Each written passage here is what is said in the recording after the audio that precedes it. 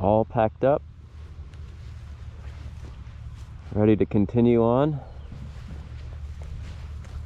Only a little bit of crash damage from yesterday. Good morning from the Black Hills. It's the end of Get On Adventure Fest, and instead of heading home toward New Jersey, I'm headed for Wyoming. Luckily, the route planners anticipated my needs and made a beginner route called Welcome to Wyoming. This means that I get to ride some more with Philip until I pointed the great ship Tenere due west. It was nice to have an easier route for two reasons. I now have all my camping stuff on the bike again, and we were pretty worn out after a couple days of more challenging trails.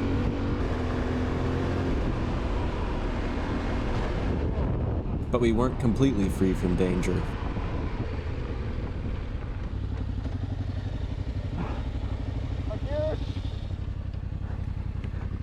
Oh shit. That was a hard hit. What was that? Just a channel in the road or something? It's like a pothole. I didn't even see it. I didn't see it either. I just felt it. Yep, it was a pothole hidden in the shadows. Oh. Oh. Welcome to Wyoming. This is Grand Canyon Road, which makes this the Grand Canyon of the Black Hills. It's funny how many Grand Canyons there are. You have the Grand Canyon, Little Grand Canyon in Utah, the Grand Canyon of the Yellowstone, the Pennsylvania Grand Canyon, and this one too. Let me know if I missed any. This doesn't appear to be fully deserving of the Grand Canyon moniker, but it's a pretty great gravel road, with some nice cliffs on the edge of the valley.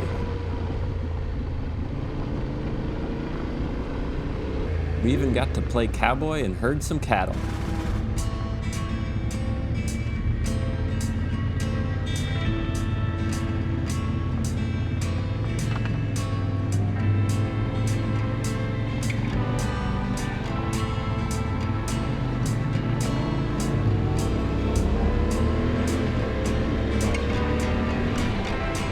It's definitely getting a little more canyony.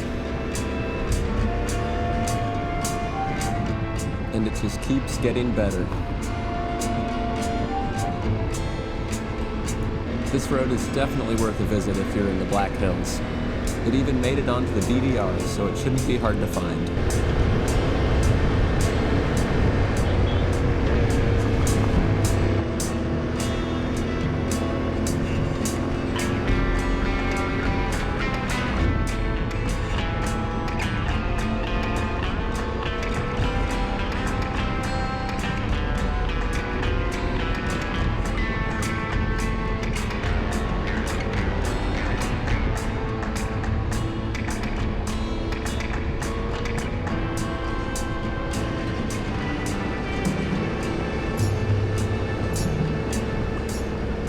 We crossed back into South Dakota to get some lunch and spearfish.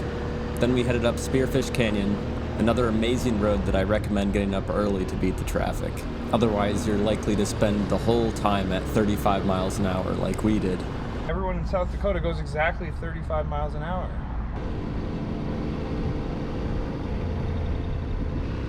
I thought it would be super cool to see downtown Deadwood. It has a brick-paved main street, and it's an iconic Wild West town, but I don't know what I was expecting. It certainly wasn't casinos and tourist trap stores. It's like Wild West Disney World, but without the staged gunfights. And I didn't even pull off a footless stop. I'm gonna find gas, and then I think I'm headed on my way.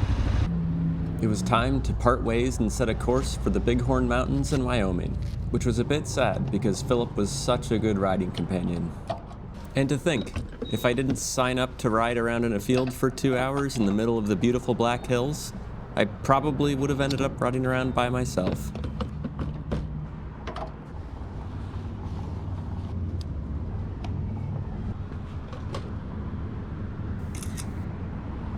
Got you with the big D. Only the second funniest convenience store name in the region. All hail the champion. Holy shit, it is hot. It is fucking hot, man. Is that it then? Are you? Yeah, I'm gonna scoot. All right, you're done with Get On Adventure Fest? I am. Oh well. Well, it was a blast riding with you. Yeah. Glad to have met you. Yeah. Hit you up on Facebook or sometime with pictures of me stuck in the mud, you know, whenever it happens. That was awesome. Yeah, it was a really good match, and personality and riding wise. Yeah. I'm glad I didn't slow you down too much. Just the right amount. Are you recording? Oh. Bye. Time for a little bit of everybody's favorite, I-90. I crossed back into Wyoming, but the normal welcome sign was missing. Instead of being welcomed, my entrance into Wyoming was merely acknowledged. It's kind of strange to be on a highway in Wyoming and only doing 40. Should have taken the frontage road. It's clearly moving faster. So I got off on old US 14 just east of Sundance. Yep, this is way better than I-90.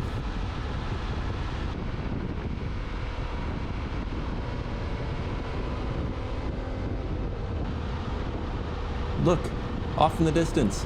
It's a film set from some obscure 70s movie. Before 1875, this rock formation was known as Mato Teepee, which is Lakota for Bear Lodge. It is documented on an 1857 map of the area, and was used by Lieutenant Colonel George Custer, well known for his last stand. But Colonel Richard Dodge would change that when he wrote, "The Indians call this place Bad God's Tower," which quickly became Devil's Tower. Some say this was a bad translation, but I tend to side with those that say he deliberately changed the name of an important indigenous site. He didn't exactly have an enlightened view of the indigenous people, comparing them to animals in his book, Our Wild Indians. It really is an incredible thing to see in person. Photos and video don't come close to doing it justice. It's not hard to see why this is an important site for indigenous people of the area. Cool. There was a quarter-mile long stop line to get up close to it, and it's almost 100 degrees out. So I turned around, and this is the best I'm gonna do. I really like the Kiowa story, where 7 girls were playing and bears started chasing them. They ran toward the village, and just when the bears were about to catch them, they jumped onto a rock that, upon hearing their cries for help, started to grow upwards, getting higher and higher. The bears tried to jump up. They scratched the rock, broke their claws, and fell to the ground. The rock continued to rise until the girls were pushed into the sky and became the 7 little stars of the Pleiades. In winter, these stars are directly over the rock, and the bear's claws lie all around the base.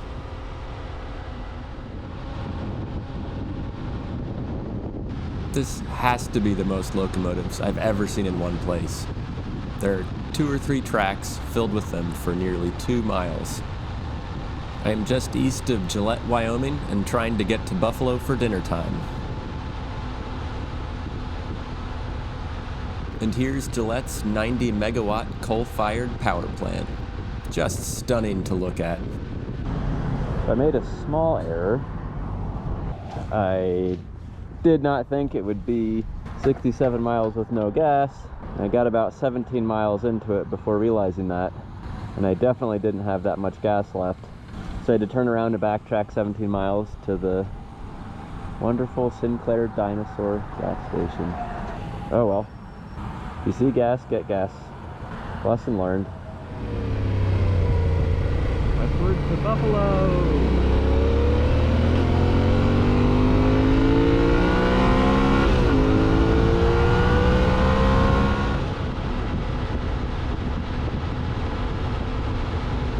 This is where I decided to turn around and get gas earlier. There's not a lot around here.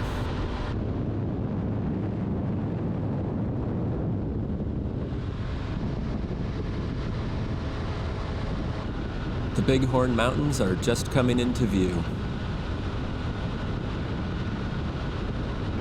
Welcome to Buffalo, Wyoming. I've come here because there's an old saloon in the Occidental Hotel. It has seen Western icons such as Buffalo Bill Cody, Teddy Roosevelt, Calamity Jane, Butch Cassidy, and the Sundance Kid. The inside looks much the same as it did in 1908. I enjoyed a nice dark ale and a delicious bison burger. You know what they say, when in Buffalo. I filled up my water bags and headed for the Bighorn Mountains in search of a campsite. It's a long climb from 4,600 feet up to Powder River Pass at 9,666 feet.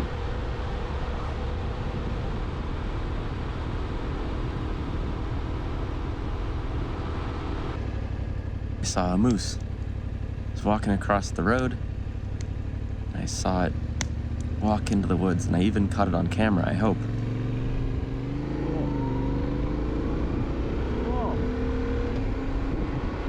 And I saw a deer that jumped funny, didn't walk like normal deer, just hop, hop, hop, hopped. I'm approaching 10 Sleep Canyon. My friends at the campground in the Badlands said there were some good dispersed campsites here. I rode past quite a few occupied sites and was a bit nervous that they would all be taken. What a beautiful place to be wandering around.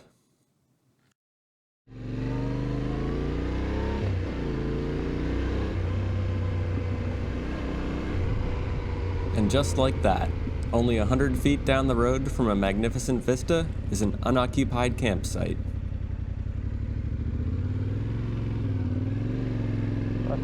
Yes. Yes. Oh my God. What a spectacular place to call home for the night.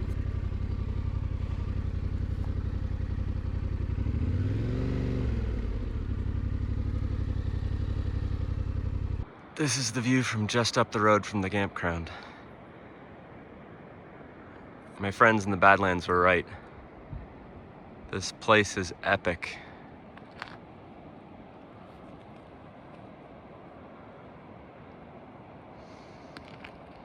And look at how perfect that fire pit is.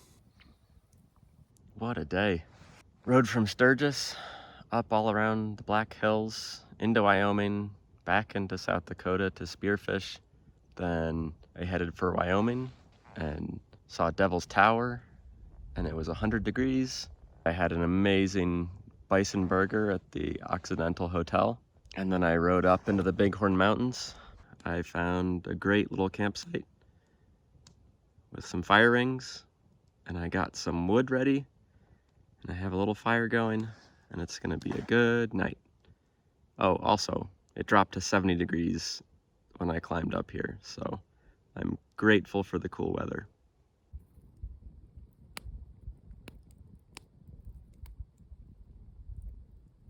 I rode 455 miles today, and if you're still here, thanks for coming along, and stay tuned for my day in the Bighorn Mountains.